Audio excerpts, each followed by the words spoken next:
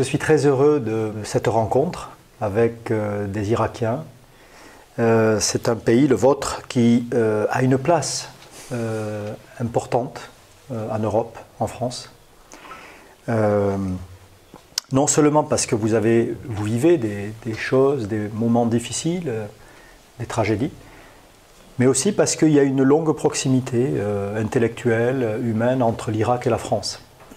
Donc je me réjouis de cette initiative prise par Adel, de vous inviter ici, rencontrer plutôt des intervenants français, et en sachant que vous êtes en quelque sorte des ambassadeurs dans votre pays. Alors si j'avais le temps, je vous demanderais d'où chacun vient, mais je sais que vous êtes d'une très belle diversité. Et la diversité n'empêche pas l'union, c'est ce que j'aimerais vous montrer ici, à condition que l'on établisse les bonnes conditions politiques, sociales, culturelles. Mais la diversité n'est absolument pas un problème. Alors, quand Adel m'a demandé de quoi j'allais parler, eh bien, j'ai tout de suite pensé, on avait pensé parler de violence et politique au Moyen-Orient. Et puis je me suis dit, bon, peut-être qu'on va faire autre chose. Et je préférais vous parler un petit peu de ce qui s'est passé en Europe, ce qui se passe en Europe. Mais non pas pour être très éloigné du Moyen-Orient, parce que ce qui nous préoccupe, c'est aussi et surtout le Moyen-Orient, mais c'est peut-être prendre un peu ce recul sur une autre géographie, un autre territoire, qui n'est pas un exemple. C'est pas un exemple, c'est une expérience particulière qui permet, je crois, de souligner que, eh bien, la diversité n'est absolument pas un problème, et je reviens là-dessus. Et je vais revenir justement sur des conflits qui ont pu s'enraciner dans cette diversité pour beaucoup de raisons, mais je crois pouvoir dire que, en tout cas jusqu'en 2022, l'Europe en est bien sortie. Parce que j'insiste sur la diversité, parce que moi je travaille beaucoup sur le Moyen-Orient, et on vous renvoie toujours le fait que, et oui, le Moyen-Orient c'est difficile parce qu'il y a une grande diversité. Et c'est le genre de réflexion qui m'agace, m'irrite, parce que de la diversité, il y en a partout. Il y en a en Europe, il y en a en Asie. Et voilà, il y a des situations où la diversité, on en sort par le haut, c'est-à-dire dans une espèce d'union qui permet à chacun de vivre dans un projet national, mais sans perdre de vue ses particularités, ses singularités culturelles, religieuses ou autres. Alors, l'Europe est passée par des périodes extrêmement difficiles. Alors, je ne parle pas de la guerre en Ukraine aujourd'hui, peut-être qu'à la fin j'en parlerai, mais comme Adel l'a mentionné, l'Europe a connu des périodes de très grande division, très grande division, très sanglante. Le sang a beaucoup coulé au travers de ce qu'on a appelé les guerres de religion, qui correspondent au XVIe siècle à peu près, et qui, je crois pouvoir dire, ont été résolues, amplement résolues aujourd'hui, à tel point que, enfin, ça n'est plus un problème. Ça n'est plus un problème. Ceux qui se sont fait la guerre au XVIe siècle, c'est-à-dire les protestants et les catholiques, aujourd'hui sont réunis bien souvent dans des initiatives écuméniques. Tout ça n'est plus du tout un problème. Donc il y a un chemin parcouru qui est extraordinaire, alors même que au XVIe siècle, on pensait que jamais on pourrait sortir de là. Comment progressivement on en est sorti, et comment parfois on a aggravé les choses avant d'en sortir. Et on pourra peut-être en tirer quelques enseignements aussi pour le Moyen-Orient. En sachant que, encore une fois, ce n'est pas l'exemplarité, c'est simplement une réflexion à côté sur un cas, sur une comparaison. Et puis, donc, on est sorti de ces guerres de religion par le haut, par la paix civile, par la concorde, plus que ça, par le dialogue et par la fraternité, hein, je crois pouvoir le dire. Et puis, on a été rattrapé ensuite par un autre type de conflit en Europe, les conflits d'empire, qui ont correspondu aussi aux guerres de religion, mais surtout à la fin de cette période contemporaine, des conflits de nationalisme ou d'hypernationalisme. Et quand je dis d'hypernationalisme, il y en a un qui a été extrêmement brutal, tragique, qui est le nazisme.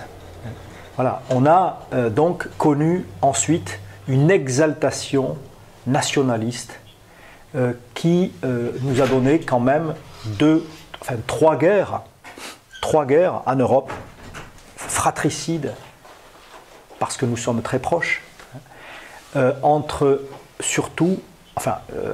l'Allemagne et la France, mais avec d'autres pays enrôlés dans ces guerres. On est dans une conflictualité, un conflit qui n'est pas religieux, qui est un conflit de nationalisme ou d'hypernationalisme.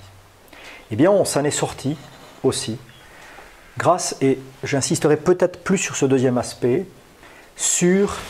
grâce à un projet qui est un projet d'une construction européenne, qui nous a permis de dépasser ce qui hier nous divisait, qui nous a dépassé sans les nier, les nations, mais en établissant un projet commun, un projet politique, au départ, c'était en tout cas ce qui était envisagé, de paix par une construction commune.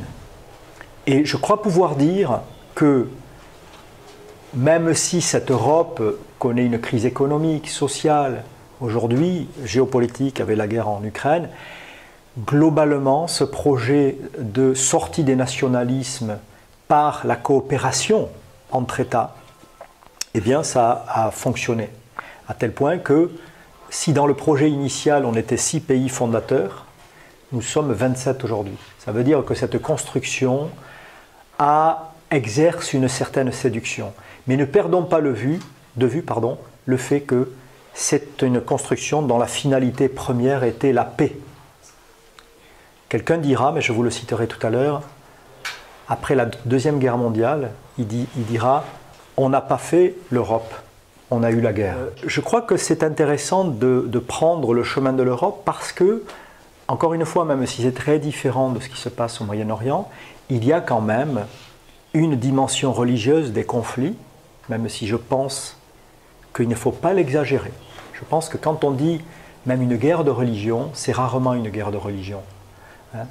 C'est une guerre dans laquelle le sacré, le religieux, vient consacrer des conflits de pouvoir. Je ne suis pas convaincu par la notion de guerre de religion. Peut-être qu'en Europe, c'était une guerre de religion, dans le sens où au XVIe siècle, on cherchait à convaincre l'autre. C'est ça une guerre de religion. Je distingue une guerre de religion d'une guerre où on instrumentalise le religieux. Et là, au Moyen-Orient, on en a beaucoup. Donc je trouve que un peu comparer l'Europe au Moyen-Orient, ou en tout cas faire dans une formation sur le Moyen-Orient, faire prendre le pas de l'Europe, ça peut être intéressant. Alors, premier point, les guerres de religion en Europe. Simplement rappeler que ces guerres de religion datent pour l'essentiel en Europe du XVIe siècle. C'est très ancien finalement. Mais ces guerres ont fracturé l'espace européen, l'ont divisé violemment. Et quand je dis l'Europe, c'est chaque pays ou chaque empire était divisé par cette question religieuse. Comment cette question religieuse est-elle arrivée? Eh bien, elle est arrivée par une contestation dans la religion chrétienne, catholique, en Europe de l'Ouest, en France en particulier, on va surtout parler de la France. C'est la religion catholique qui était majoritaire. Et un moine, qui lui-même était catholique, un moine allemand qui s'appelait Luther, Martin Luther, va prêcher, va inviter l'Église à se réformer, à redevenir plus évangélique, plus proche de l'esprit des évangiles en gros. Donc c'est une contestation classique. On en a vu dans d'autres religions.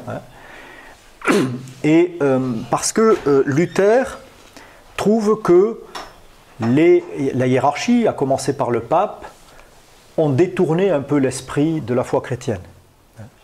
Et notamment, ce qui choquait Luther, c'était le fait que un homme, une femme, pouvait confesser leur péché et ce péché leur était absous s'ils donnaient de l'argent pour construire la cité du Vatican. Donc c'était voilà, un business qui incommodait un certain nombre de chrétiens catholiques, en particulier Luther. Voilà. Donc il y a eu cette contestation en interne par rapport à une église qui avait trop abandonné l'esprit de l'évangile et qui s'était rapprochée trop du pouvoir, qui exerçait le pouvoir. Voilà. Et ça, déjà, c'est un point de réflexion par rapport au Moyen-Orient. Quand une religion abandonne sa dimension prophétique et qu'elle devient un pouvoir, ça peut être dangereux pour tout le monde, y compris pour cette religion. Bon. Je pense qu'au Moyen-Orient, vous avez aussi des équivalences. Donc, il y a eu cette réforme avec Luther, qui a édité des thèses, 95 thèses, il les a mises sur des portes des églises dans la ville où il était, pour réformer l'Église. Et ce conflit, cette réforme, a mal tourné parce que ce projet de réforme a été très vite politisé. En France, en particulier, ceux qui sont au pouvoir sont en totale confusion entre le pouvoir temporel, politique, et le pouvoir religieux que donnait le pape ou l'Église catholique. Donc cette contestation va, comme elle interfère avec du politique, va donner lieu à un conflit violent, avec des épisodes que je ne cite pas ici, mais en particulier la nuit de la Saint-Barthélemy, où des milliers de protestants vont être assassinés. On s'en est pas sorti tout de suite de ces guerres de religion qu'on a vues en France, beaucoup, en Angleterre, un peu en Allemagne, parce que les thèses de Luther ont gagné l'Europe, en sachant qu'il a été relayé par un autre protestant qui était Calvin, peu importe.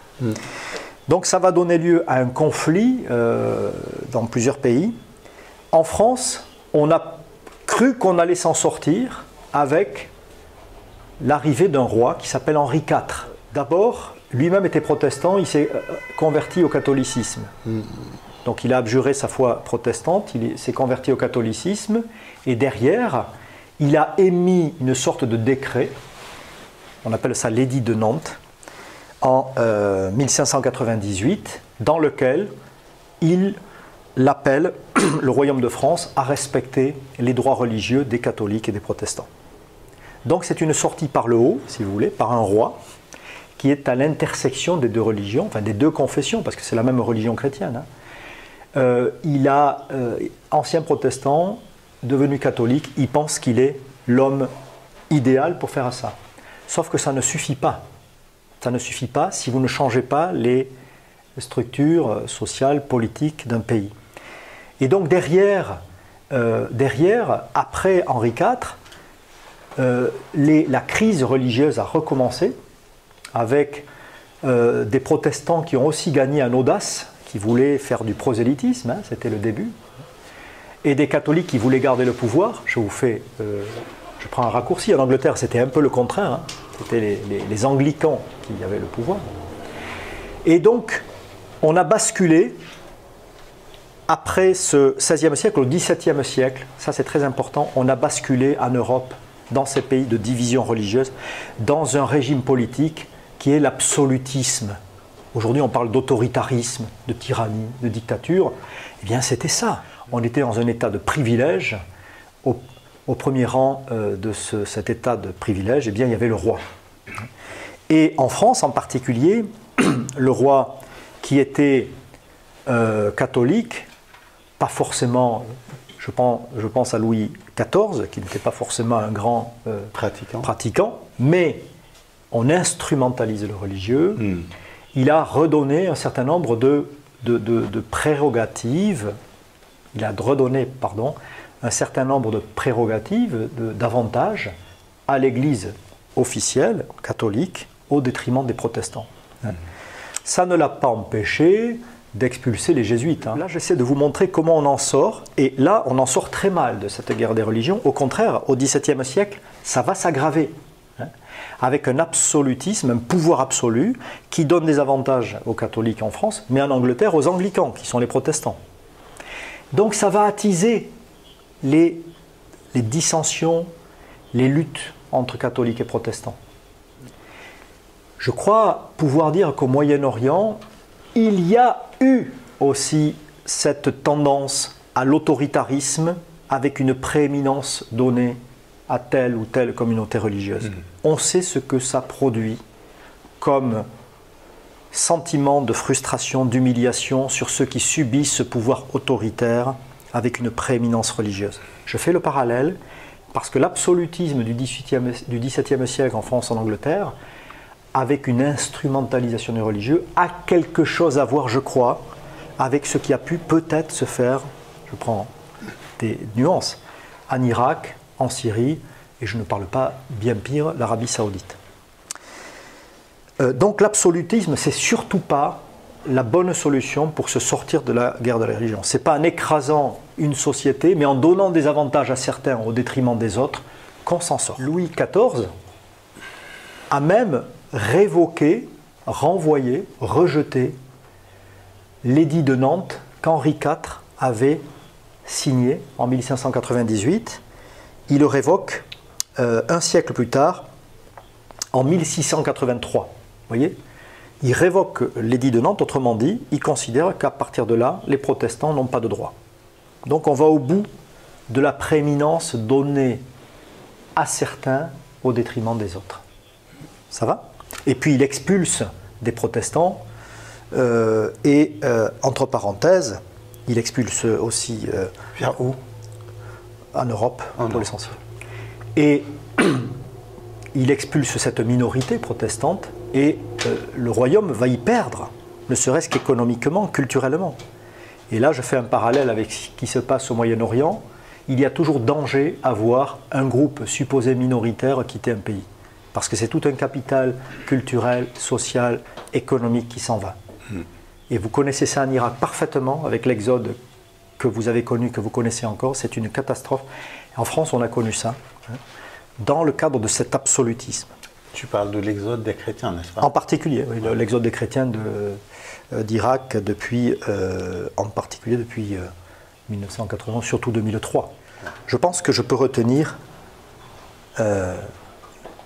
plusieurs points qui nous ont fait sortir des guerres de religion, qui fait qu'aujourd'hui on est dans la concorde religieuse, même dans, je disais, l'écuménisme, qui n'est pas organisé par l'État, bien sûr.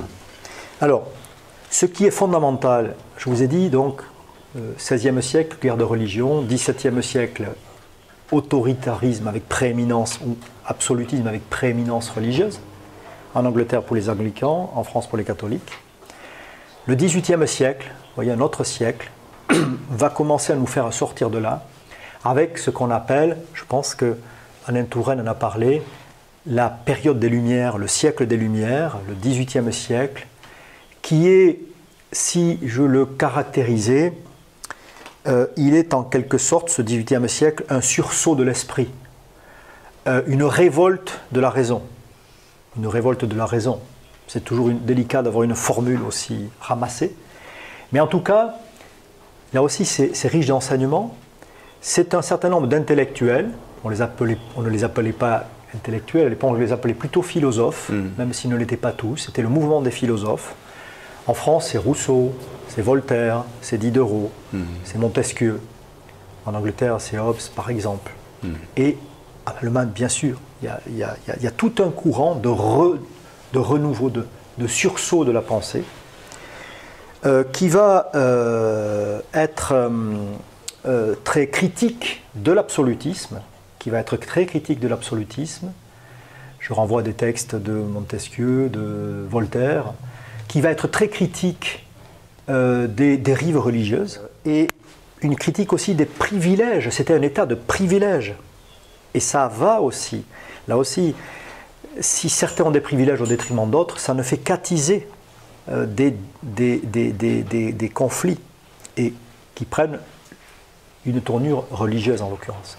Donc voilà, ils ont fait ces trois critiques-là. Et ce siècle des Lumières, je crois, va accoucher de 4 points, mais je l'ai dit très vite, qui vont, je crois, fortement contribuer à la fin des guerres de religion. C'est encore que là, c'est plus délicat. Là, le siècle des Lumières va déboucher sur des révolutions politiques, parfois très violentes, la Révolution française en particulier, mais avec cette idée derrière qu'il faut passer d'un état de privilège à un état de droit. La Révolution française a connu beaucoup d'excès, mais il n'empêche que la visée ultime, le but ultime, c'était l'état de droit, comme la Révolution en Angleterre, un siècle avant, avait prôné la fin des privilèges et la survenue d'une monarchie constitutionnelle. La première révolution qui a vraiment abouti, c'est celle-ci en Angleterre. Et ça va contribuer progressivement à modifier, bien sûr, les structures sociales. Alors, en France, 1789, après, on a connu des restaurations, hein, mais peu importe. Il y a eu une restauration, puis le Second Empire jusqu'en 1870. C'est-à-dire que après la promesse d'un état de droit, il faudra attendre au moins après 1870 pour que cet état de droit commence à s'établir dans le paysage. Parce que dans cette période de restauration et de Second Empire en France, hein, qui en gros voulait revenir à la monarchie, eh bien, dans ces périodes-là, on a de nouveau confondu ou rapproché l'Église et l'État, et le royaume, ou l'Empire. Donc, on est revenu à la période d'avant. Mais 1870, c'est après 1871, après une guerre avec l'Empire d'Allemagne, c'est le retour de la République et donc un régime de droit qui va s'instituer. Ça, c'est le premier point.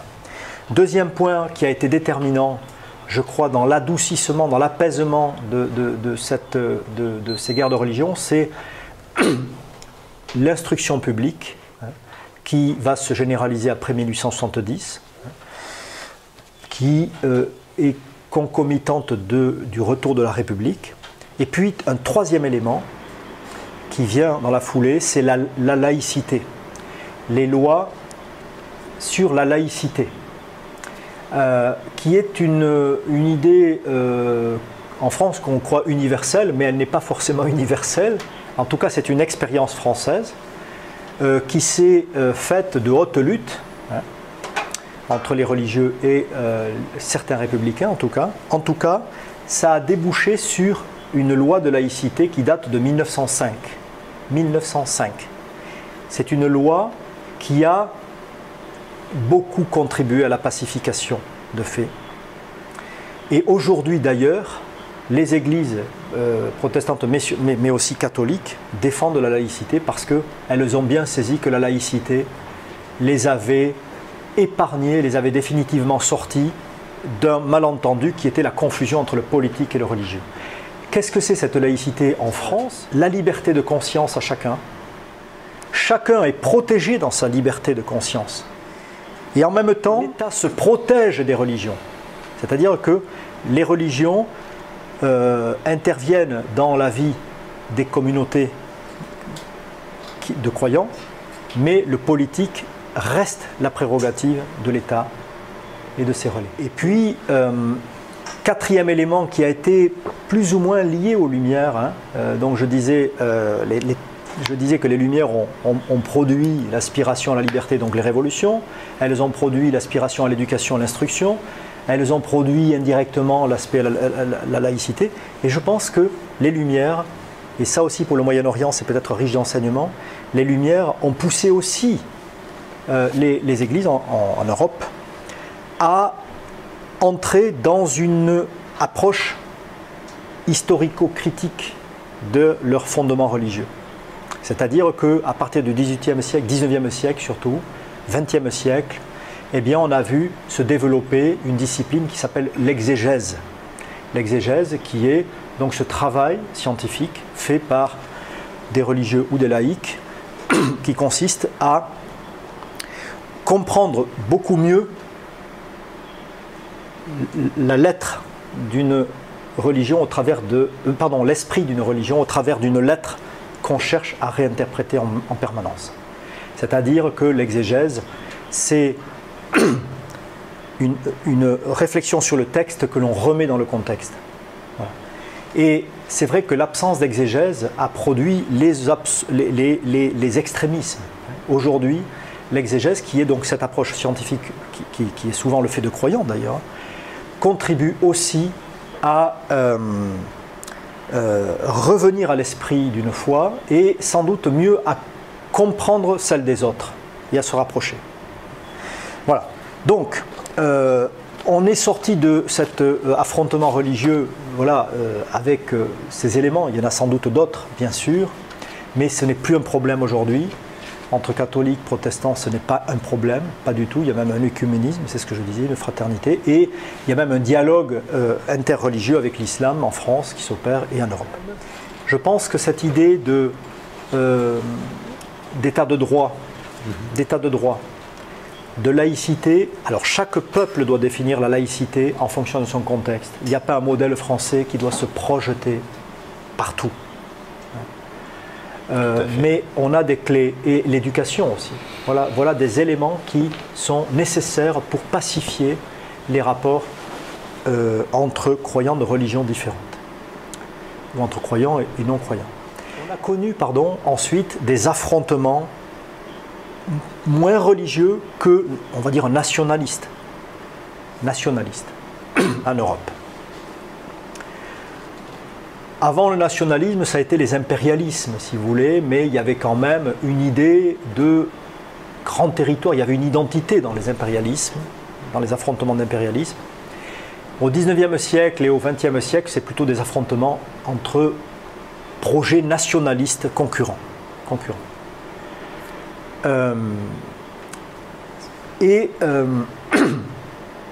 Ce qui est intéressant de voir, c'est que très tôt, dès la première moitié du XIXe siècle, ça c'est très important, il y a un certain nombre d'intellectuels qui régulièrement ont pensé qu'il fallait se sortir de ces affrontements entre nations par le haut, c'est-à-dire en établissant une coopération entre les peuples. Et je dis cela parce que je sais que la dimension de coopération entre les peuples au Moyen-Orient, elle est plus que difficile. Mais nous, on a connu ça. Il n'y avait aucune coopération en Europe. Pire, c'était la guerre. Et donc, il y a un certain nombre d'intellectuels qui régulièrement ont émis cette idée, ce projet de construire une Europe au-dessus des pays qui gardent bien sûr leur spécificité, leur particularité. Le comte de Saint-Simon, en 1814, écrit un livre où il appelle les Européens à créer une coopération, un lien fédéral, à se fédérer, en sachant que c'est les Anglais et les Français qui étaient les rivaux, et donc il appelle les Français et les Anglais à se fédérer. Non pas à fusionner, mais à coopérer. Malheureusement, par la suite, il y a des tensions en Europe avec l'émergence de ce que je disais, les nationalismes concurrents, notamment un nationalisme très vigoureux, qui est le nationalisme allemand. Ce nationalisme allemand a attisé le nationalisme français. C'est une dialectique. Et ça a donné lieu à la guerre de 1870, première guerre entre la France et l'Allemagne. Après la guerre, Victor Hugo fait un discours extraordinaire à l'Assemblée, au Parlement français. Il appelle la création des États-Unis d'Europe. Donc à chaque fois qu'il y a eu une guerre en Europe, quelqu'un se lève pour dire « il faut en sortir par le haut ». Et il appelle la création des États-Unis d'Europe. Et il dit très bien aux Allemands, ma revanche, en tant que Français, c'est notre fraternité entre vous Allemands et nous Français. Imaginez dans un contexte, imaginez l'Arabie Saoudite et l'Iran aujourd'hui, quelqu'un qui dit Et pourtant, il faudra en venir là. Ma revanche, c'est la fraternité. Je puis vous dire qu'entre la France et l'Allemagne, il y avait autant de haine qu'entre l'Arabie Saoudite et l'Iran aujourd'hui. Sauf que les nationalismes ne vont pas disparaître, ils vont fructifier, et ça va donner lieu à la deuxième guerre entre la France et l'Allemagne, qui devient la première guerre mondiale. Et donc le rêve des États-Unis d'Europe est balayé. Mais après la première guerre mondiale, de nouveau, des intellectuels reviennent sur cette idée qu'il faut bâtir une coopération commune. Et malheureusement, 1929, c'est une année de crise financière, économique, et qui va se traduire, vous le savez, par une grande instabilité sociale, économique en Europe, avec notamment l'arrivée des nazis en Allemagne, et ça va déboucher sur la troisième guerre entre la France et l'Allemagne, qui est une autre guerre mondiale. Pendant cette guerre-là, de nouveau, des gens vont penser à après la guerre, vont penser à construire une Europe derrière. Ce sont par exemple des résistants. Il y a un manifeste de la résistance pour la création d'une Europe. Cette idée a germé et elle a été, je crois pouvoir le dire, enfin réalisée après la Deuxième Guerre mondiale au travers de ce projet qu'on appelle la construction européenne, qui a été lancé par les pères fondateurs de l'Europe, qui ont pensé que pour en finir avec la guerre, il fallait faire l'Europe. Un de ceux-là, c'était Robert Schuman, ministre des Affaires étrangères de France, qui est à l'origine de la première communauté européenne qui s'appelle la Communauté économique pour le charbon et pour l'acier. Ces produits qui nous avaient permis de faire la guerre vont nous faire la paix. Et par la suite, il y a eu des avancées, il y a eu des reculs, mais globalement, c'est un projet qui a avancé d'une Europe à 6 à une Europe à 27. C'est un formidable outil de normalisation politique. Pour qu'un pays entre dans l'Europe, il doit être respectueux de l'état de droit. C'est-à-dire que le processus de réforme d'un pays qui est candidat peut prendre des années avant de parvenir à l'état de droit. Et ce que je voudrais finir par dire, le géographe que je suis ne peut pas définir l'Europe. Par contre, je crois pouvoir dire que l'Europe, c'est un projet politique. C'est un projet de construction d'un destin commun. Le géographe que je suis a aussi du mal à définir ce que c'est le Moyen-Orient. Le Moyen-Orient se définit par les tragédies communes. Mais pourquoi ne pas rêver à un Moyen-Orient qui un jour pourrait se définir par une coopération commune ?